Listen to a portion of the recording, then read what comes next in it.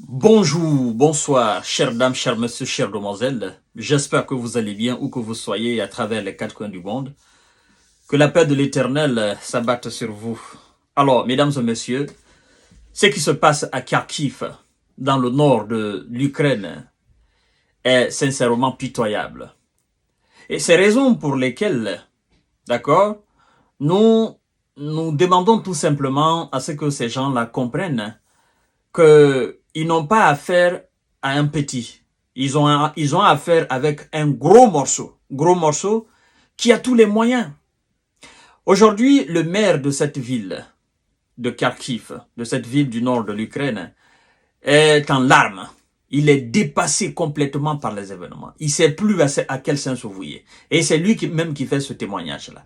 Alors, chères dames, chers messieurs, avant que je ne puisse entrer dans les profondeurs, vous détailler, n'est-ce pas, ce plat d'informations, je souhaiterais tout simplement que vous puissiez partager cette émission dans tous les groupes possibles, vous abonner sur cette page et vous activer la cloche de notification pour ne plus rater mes vidéos. Surtout, partagez pour sécuriser notre émission, c'est très important. Mesdames et messieurs, alors, le maire de cette ville nous informe que presque toutes les installations énergétiques de Kharkiv ont été détruites, ont été détruites.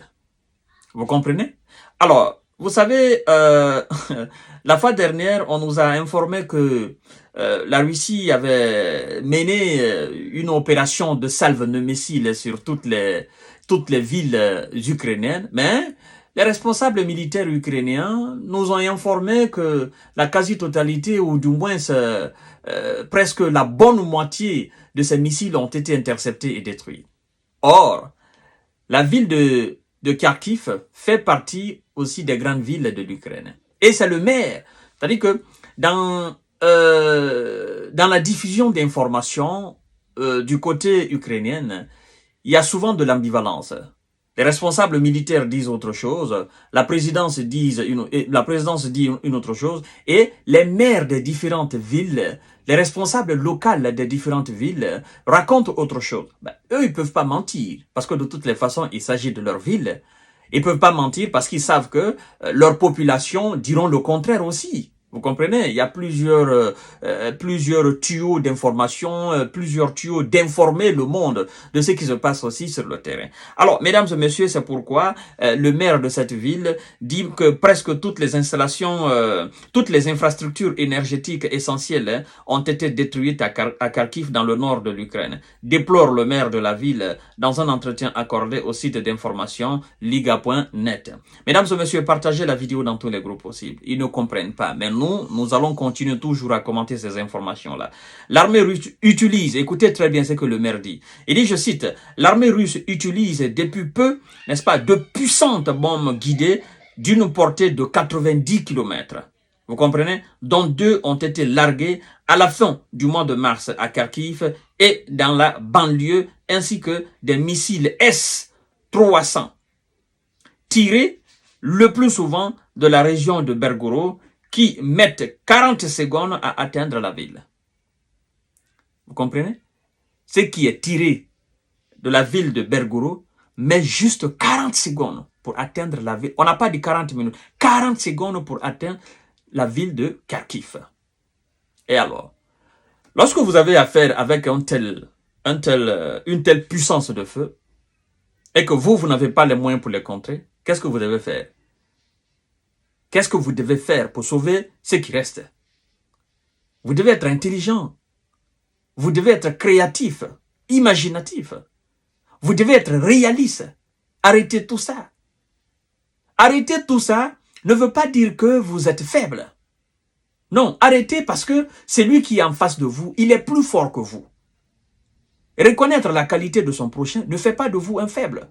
C'est ce que nous autres, nous essayons de sortir chaque jour que nous faisons des émissions.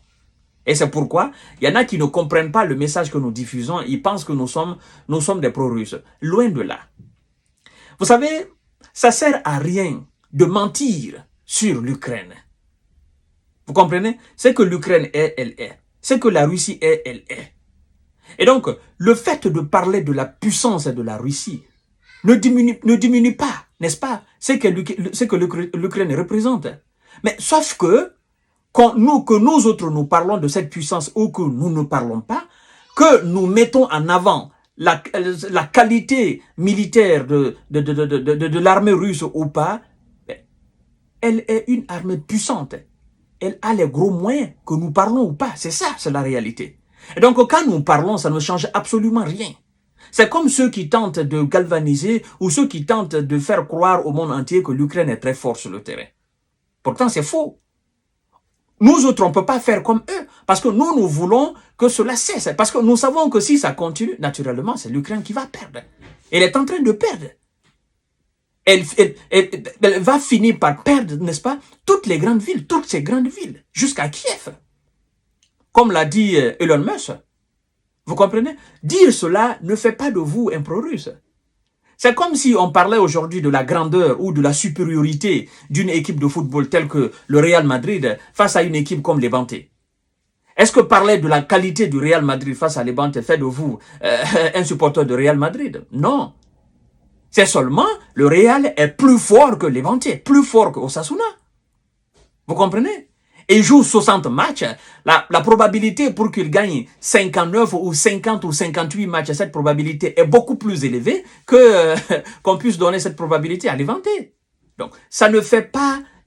C'est-à-dire, les gens qui parlent de la puissance russe ne font pas d'eux un pro-russe ou des pro-russes. Non, ils disent juste ce qui est vrai, ce qui est réel et ce qui est juste. Ce qui est palpable, ce qui est touchable au fait, ce qui est concret, c'est ce qu'ils sont en train de dire. Vous comprenez? Alors, ce qu'on est en train de parler là, c'est pas nous qui l'avons inventé. C'est le maire d'une ville ukrainienne, lui-même qui fait, n'est-ce pas, la constatation. Et c'est lui-même qui était en interview. Personne ne l'a poussé de parler. C'est lui qui parle. Alors, dire que ils doivent cesser cette affaire parce qu'ils ne l'emporteront jamais face à l'armée russe, est-ce que cela fait de vous un pro-russe? Ou cela fait de nous un pro-russe? Je crois que non.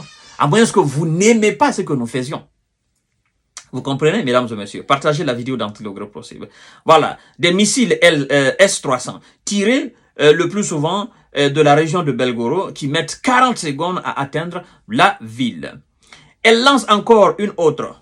Davantage de drones d'attaque Sahel, n'est-ce pas, de conception iranienne qui ont touché plusieurs immeubles d'habitation et un dépôt pétrolier, poursuit-elle. Plus de 150 000 habitations, n'est-ce pas, de Kharkiv sont sans abri. 150 000 habitants, voilà, de Kharkiv sont sans abri. Ajoute le maire, ok, qui évalue le coût des dégâts à 10 milliards de dollars. Vous comprenez? Quelque chose de... Ouais, 10 milliards de dollars. 9,3 milliards d'euros. La ville comptait 1,5 million d'habitants avant la guerre. Alors, ce coût de réparation, vous parlez de 10 milliards. Vous n'avez pas encore ce qu'il vous faut pour repousser les Russes. On n'a même pas fini d'abord l'opération spéciale militaire. Vous voulez parler de réparation de ville. Vous ne savez même pas si demain ou après-demain, vous serez chassé de cette ville de Kharkiv. C'est ça, au fait, l'affaire. Parce que chaque jour qui passe, la Russie se donne plus de moyens pour récupérer plus de villes. Et les Ukrainiens ne comprennent pas cela. Mais ils comprendront finalement quand l'armée russe atteindra la ville de Kiev. C'est là, ils vont se mettre à implorer et à demander pardon à Vladimir Poutine. Pour le moment, ils se disent, bon, nous avons encore voilà, une grande partie de l'Ukraine, nous pouvons encore continuer. On est en train de les berner. C'est ça, au fait. Donc, chers dames, chers messieurs, chères demoiselles, partagez cette vidéo dans tous les groupes possibles. Abonnez-vous sur cette page et activez la cloche de notification. Abonnez-vous aussi sur ma chaîne YouTube qui est juste là. Le lien aussi dans le commentaire. À tout à l'heure pour notre série d'informations de décortiquage.